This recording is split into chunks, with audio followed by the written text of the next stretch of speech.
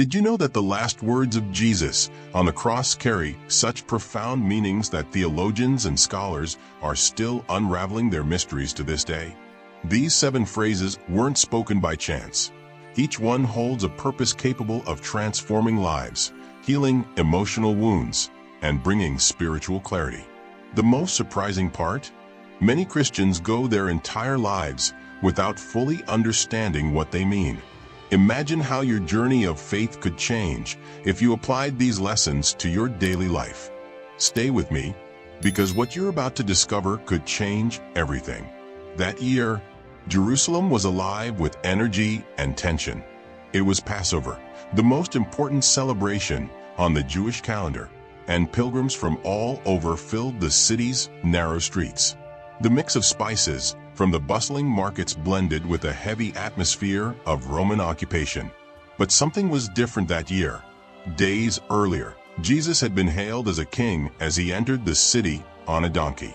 Now he walked through the same streets, bearing the literal and symbolic weight of the cross. It was as if the entire universe was holding its breath. The Via Dolorosa, the path Jesus walked to Golgotha, was more than just a physical route. It was a powerful symbol of sacrifice. He carried not only the wooden beam, but also the pain, sins, and rejection of humanity. It's fascinating to think how those ancient stones bore witness to both suffering and redemption, a duality that mirrors our own life journeys. Consider how your moments of deepest pain may have opened doors to unexpected transformation. In this setting, every step Jesus took was a silent sermon. He didn't need words to convey the meaning of "it is finished" and the redemptive work he was accomplishing. Even nature seemed to respond, as if heaven and earth were about to witness something that would change history forever. But before that ultimate moment, he spoke words that would shake the foundations of human justice, beginning with a plea for forgiveness. Unconditional forgiveness. Father, forgive them, for they do not know what they are doing. These words, the first spoken by Jesus on the cross, defy human logic entirely. Father, forgive them, for they do not know what they are doing. Luke 23 verse 34 was not merely a plea. It was a living demonstration of Jesus' unconditional forgiveness. Picture the scene: soldiers driving nails, religious leaders mocking, and a crowd watching in scorn. Instead of responding with outrage or accusations, Jesus chose grace. It's almost unimaginable, but he showed us that forgiveness is a spiritual decision, not an emotional reaction. This forgiveness wasn't confined to those who crucified him that day. It reaches across time, encompassing all of humanity. When Jesus said, "They do not know what they are doing," he revealed the depth of his compassion. How often do we act without fully grasping the consequences of our actions? He understood that human ignorance needed redemption, not condemnation. Think about how this principle could play out in your own life. Forgiving someone who has deeply hurt you might feel impossible, but it can be profoundly freeing for both you and the other person. Remarkably, this statement also fulfills ancient prophecies. Isaiah foretold that the Messiah would intercede for transgressors, Isaiah 53 verse 12. Jesus' prayer echoes that promise, inaugurating a new perspective on justice, not retributive, but restorative. Modern examples abound. Stories of victims who choose to forgive their aggressors, breaking cycles of hatred and bringing healing to everyone involved. This radical, pure forgiveness challenges us to reevaluate our own beliefs. Are we holding on to grudges we don't need? Jesus showed us that forgiveness doesn't hinge on the other person's repentance, but on the decision of the forgiver. And what comes after forgiveness? Something extraordinary, a promise so powerful that it changed the eternal destiny of one man. The promise of salvation. Today you will be with me in paradise. In the midst of the excruciating pain of crucifixion, Jesus spoke a promise that echoes through the centuries. Today you will be with me in paradise. Luke 23 verse 43. These words weren't addressed to a devoted disciple, but to a condemned criminal, a man who, in the final moments of his life, recognized Jesus as King. This is the heart of the gospel. God's grace is boundless and isn't tied to merit or works. Imagine the comfort of hearing those words at the edge of death, and how they continue to inspire hope in millions today. The story of this thief serves as a powerful reminder that it is never too late to turn to God. He had no time to make amends or perform good deeds, but his sincere faith was enough. Jesus responded not only with the promise of salvation, but with the assurance of immediate fellowship with me. This dismantles the notion that salvation is a complicated process. It's a gift freely given to those who believe. Think about it. No matter when or where, God's grace is always within reach. This promise also challenges rigid religious constructs. There were no rituals, formalities, or human intermediaries, just a direct conversation with the Savior. For many, this realization is liberating, especially for those burdened by guilt or who feel it's too late to change. Jesus proved that salvation is available even in the bleakest circumstances. Could it be that you're underestimating the transformative power of God's grace in your own life? The depth of this promise goes beyond immediate consolation. It points to an eternal relationship with God, one that brings meaning to life both now and forever. Yet, what's even more striking is how Jesus, in the midst of his own suffering, found the time to address another's need. And he would do so again in a gesture just as remarkable. Human care in the midst of divine mission. Woman, behold your son. Amid the agony of crucifixion, Jesus spoke words that revealed an astonishing sense of human care. Woman, behold your son. John 19 verses 26 to 27. Turning to his mother Mary and his beloved disciple John, he ensured that she would not be left without support. This phrase was far more than a tender gesture. It was a living example of how divine love perfects human bonds. Even while bearing the weight of the world's sin, Jesus demonstrated that our responsibilities to those we love must never be neglected. It's striking that Jesus addressed Mary as woman rather than mother. This wasn't an emotional detachment, but an elevation of the moment to a universal significance. Mary symbolized all who suffer, and John represented those called to care for others in faith. This act teaches us that true spirituality doesn't dissolve human connections, but strengthens them. For instance, helping an aging parent or supporting a friend in crisis is just as sacred as prayer itself. Jesus' care for Mary echoes the fifth commandment, honor your father and your mother, Exodus 20 verse 12. Even in the climax of redemption, he highlighted the importance of fulfilling familial duties. For us, it's a reminder that even amid life's challenges, love and protection for those closest to us reflect God's glory. Consider how small acts of care in your daily life can become powerful expressions of divine love. This moment was more than a farewell. It was a symbol of the new community Jesus was building. By uniting Mary and John as spiritual mother and son, he demonstrated that the family of Christ transcends bloodlines. And as this extraordinary gesture inspires us to love more deeply, something even more profound and unsettling was about to unfold. The cry of abandonment, my God, why have you forsaken me? When Jesus cried out, my God, why have you forsaken me? Matthew 27 verse 46. The earth trembled, and humanity's heart was laid bare. This cry, resounding in the midst of the darkness that covered the land, reveals the most profound moment of suffering on the cross. For the first time, Jesus experienced separation from God, a direct consequence of bearing the weight of the world's sins. It's a declaration of pain that many of us recognize, the feeling that God has left us alone in our darkest moments. Far from being a doubt in Jesus' faith, this cry is an echo of Psalm 22, a messianic prophecy that begins with the same words. By quoting this psalm, Jesus pointed toward the promise of redemption contained within it. Think about it. Even in his greatest suffering, he was preaching. How often do we forget, in our own despair, that God still has a plan? Jesus reminds us that the sense of abandonment is not the end. It's part of a greater story. The significance of this cry goes beyond personal anguish.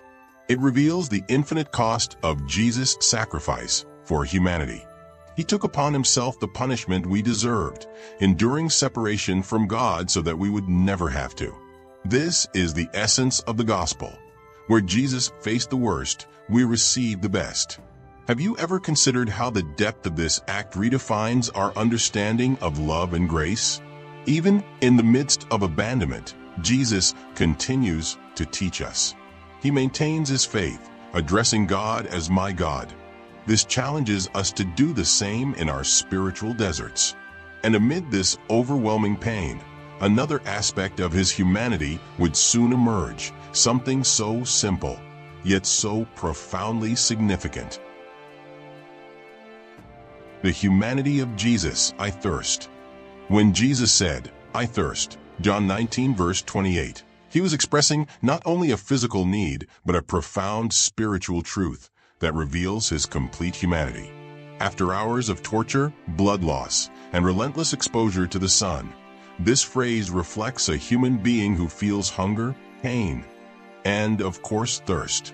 But what can this simple expression truly teach us? The answer lies in recognizing that Jesus did not come solely to save as a distant divine figure. He came to live and suffer as a real man, with all the limitations that entails. The meaning of I thirst extends far beyond physical deprivation. In his full humanity, Jesus experienced our most basic needs to offer us something far greater, the living water he had promised. As he declared in John 7 verse 37, if anyone is thirsty, let him come to me and drink. And here, on the cross, he himself was thirsty, showing us that he understands our struggles for satisfaction, both physical and spiritual. It's a lesson in the fullness of the human experience. When we thirst, the solution is not just water, but communion with God. This thirst of Jesus also symbolizes our own spiritual thirst. How often do we feel empty, searching for something to fill a void within us? In declaring his thirst, Jesus reminds us that true satisfaction comes from him. He felt what we feel but offers what only he can provide: peace, salvation, and unconditional forgiveness. It is no coincidence that immediately following this expression, his redemptive work was nearly complete. In his thirst, Jesus pointed us to the eternal satisfaction he alone can give. Finally, expressing his thirst was a reminder that Jesus lived entirely among us, not as a distant entity, but as someone deeply immersed in the realities of human life. And as he revealed his humanity so purely, the final stage of his sacrifice was about to unfold, bringing a victory that would forever change the destiny of humanity. The finished work, it is finished. When Jesus proclaimed, it is finished, John 19 verse 30, it was not a sigh of defeat, but a triumphant cry of victory.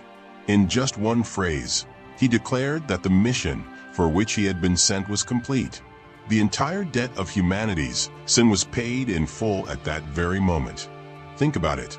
Centuries of prophecies, from Genesis 3 verse 15 to Isaiah 53, found their fulfillment on the cross.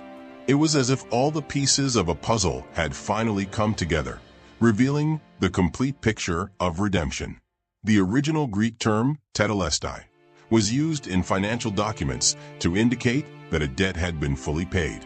Imagine receiving an invoice stamped with those words. The relief would be immediate. Now amplify that to a cosmic level. Jesus marked our eternal debt with the same declaration. It is finished serves as a reminder that nothing more needs to be added to Christ's redemptive work. There are no additional sacrifices, rituals, or human merits required. Everything has been accomplished. This declaration also brought a new reality to our connection with God. The temple veil was torn from top to bottom, symbolizing that there was no longer any separation between the Creator and His creation. Access to the Father, once reserved for a select few, was now open to all. For many, this represents a newfound spiritual freedom. We no longer need to carry the weight of past mistakes or fear condemnation. As Paul wrote in Romans 8 verse 1, "Therefore, there is now no condemnation for those who are in Christ Jesus." And as this victory resounded in heaven and on earth, Jesus was prepared for his final act of surrender. Not a surrender of defeat, but a final, absolute act of trust. The moment had come to place everything, once again, into the Father's hands, a gesture that teaches us how to face the end of our own journeys. The final surrender. Father, into your hands I commit my spirit. With the words, Father, into your hands I commit my spirit, Luke 23 verse 46, Jesus concluded his earthly mission with an act of absolute trust.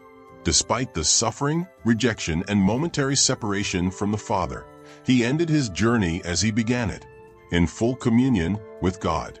This gesture was not a sigh of resignation, but a declaration of victory. Jesus was not defeated by the cross. He conquered it by surrendering himself willingly. By quoting Psalm 31 verse 5, Jesus reaffirmed the faith he had never abandoned, even in his darkest moments. This surrender teaches us a vital truth. True strength lies not in resisting the inevitable, but in trusting God's plan. In our own lives, how often do we cling to control when everything seems to fall apart? Jesus shows us that trust is the path to true peace. Reflect on how this perspective might change the way you face your own challenges. The phrase, into your hands, evokes safety and care. These are the same hands that shaped the universe and uphold every detail of creation. When Jesus entrusted his spirit, he did so not with doubt or fear, but with the certainty that he was returning to the Father. For us, this is an invitation. We can entrust our lives, dreams, and even our fears into the hands of the one who never fails. It's a powerful example of how to face the unknown. And in completing his work with this declaration, Jesus taught us not only how to live, but also how to die, with peace, hope, and complete trust in the Father. But what about us who remain here? How can we apply these profound lessons from the words of Jesus on the cross to our daily lives, our decisions, conflicts, and joys? The 7 words of Jesus on the cross weren't just spoken to impact that moment. They were a legacy meant to shape the way we live. Each phrase carries a practical lesson we can apply to our everyday lives. The unconditional forgiveness of Jesus challenges us to let go of grudges, even in the hardest circumstances.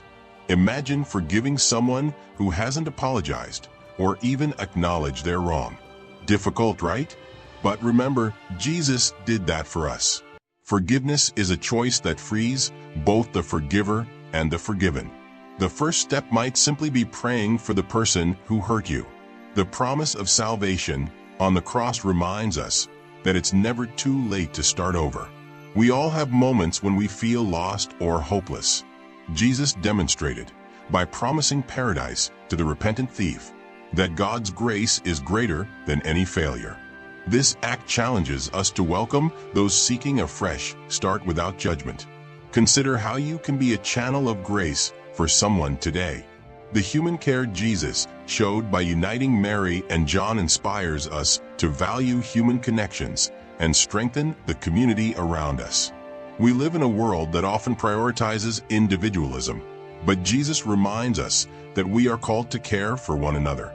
It could be something as simple as visiting an elderly relative or listening to a friend in need. These acts reflect divine love and make a meaningful difference. Finally, Jesus' surrender to the Father teaches us to live and die with absolute trust. He showed us that by entrusting our lives to God, we can find peace even in life storms. So, how can you apply that trust?